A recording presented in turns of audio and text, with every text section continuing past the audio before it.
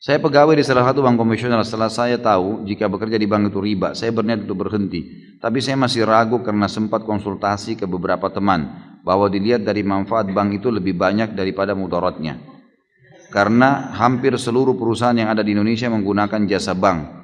Baik, kira-kira kalau antum meninggal dunia, antum akan bilang sama Allah apa nih? Ya. Oh, ini karena banyak manfaatnya buat orang. Lalu Allah cuma jawab satu, tapi saya haramkan. Kira-kira kita mau jawab apa? Urusannya mau manfaat bagi orang banyak atau tidak, intinya haram. Orang buka tempat perzinahan, teman-teman. Ingat ya, riba, zina, durhaka sama orang tua, dosa besar semua ini. Berarti levelnya sama. Untuk lebih memahami, bagaimana kalau ada orang bilang, saya buka jasa perzinahan untuk memberikan manfaat kepada orang. Supaya orang mau melampiaskan syahwatnya bisa masuk di situ. Manfaat buat orang, tapi haram. Tanggung jawab hari kiamat. Nggak bisa. Sama halnya dengan ini, teman-teman sekalian. Jangan pernah takut untuk meninggalkan sesuatu yang haram. Dan kalau teman-teman seperti ini, sudah sering saya jawab. Kalau antum sedang ada perasaan takut mau meninggalkan karena ini haram, datang ke seorang ustadz, saya mau tinggalkan nih, tapi saya nggak tahu nih, saya nggak tahu harus bagaimana nanti nama baik saya sudah terlanjur punya kerjaan, teman-teman saya, keluarga saya, kemudian saya juga sudah punya pendapatan, dan seterusnya lah, fasilitas kendaraan dan macam-macam. Kalau saya tinggalkan, maka martabat saya, nama saya, makanan saya, semuanya terganggu nih. Dan itu. Seperti itulah. Lalu bagaimana hukumnya? Tetap, jawaban agama haram. Dan kalau anda mau lebih pasti, lebih aman, tinggalkan. Karena kalau tetap bertahan pada sesuatu yang haram, konsekuensi pembersihannya lebih lama.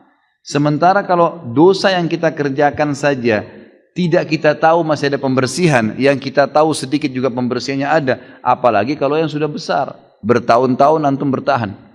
Kemarin saya subhanallah waktu di Pontianak, pas lagi makan, tidak sengaja seorang notaris saudara kita yang mengundang di Pontianak itu, kemudian makan siang di rumah makan Padang.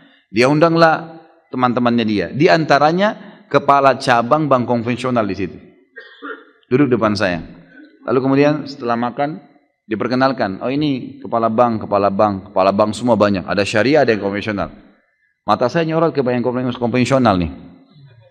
Saya tanya, Pak, tidak pengen berhenti ya Pak? Saya tanya gitu. Oh pengen sih Ustaz. Ini ditunjuk temannya notaris, saya nggak usah sebutin namanya. Ini Bapak ini tahu betul saya ingin berhenti. Terus kenapa nggak berhenti Pak? Iya, lagi mengatur strategi. Gitu. Baik, kalau dalam mengatur strategi ini Bapak mati bagaimana? Ini di meja makan nih, saya ngomong gitu. Kalau Bapak mati sementara atur strategi, bagaimana tanggung jawabnya hari kiamat? Dia diam. Coba Bapak pikirin coba. Ingat Pak, prestasi dunia ini hanya akan kita tinggalkan di dunia. Di akhirat, apa yang Bapak lakukan dari kebaikan akan diterima.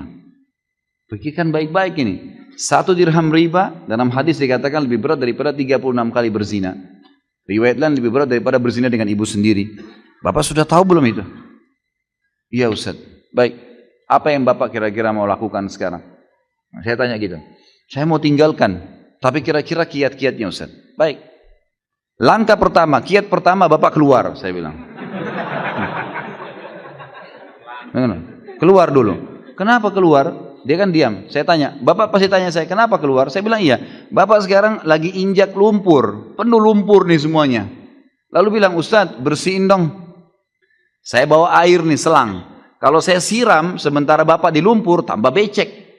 Saya sampaikan hukum, Bapak masih tetap mau kerja di situ, tambah beban tuh. Pulang tambah terfikirkan, tambah ini. Jadi serba susah. Jadi caranya keluar dulu dari lumpur. Keluar di jalan, saya siram tuh. Bersih, keringin bisa lari. Gitu kan. Jadi harus keluar, nggak bisa enggak. Bapak harus keluar dulu gitu kan. Baru bisa jalan gitu. Dia bilang sebenarnya gini Pak. Saya bilang minimal Bapak pindah ke syariah. Saya bilang gitu. Iya sebenarnya mau Pak. Dan Bapak perlu tahu, dia bilang Pak Ustadz. Waktu bank syariah dibuka, begitu mau buka cabang di sini dia bilang, gitu kan? Semua ini yang konven ini mau pindah ke syariah semua.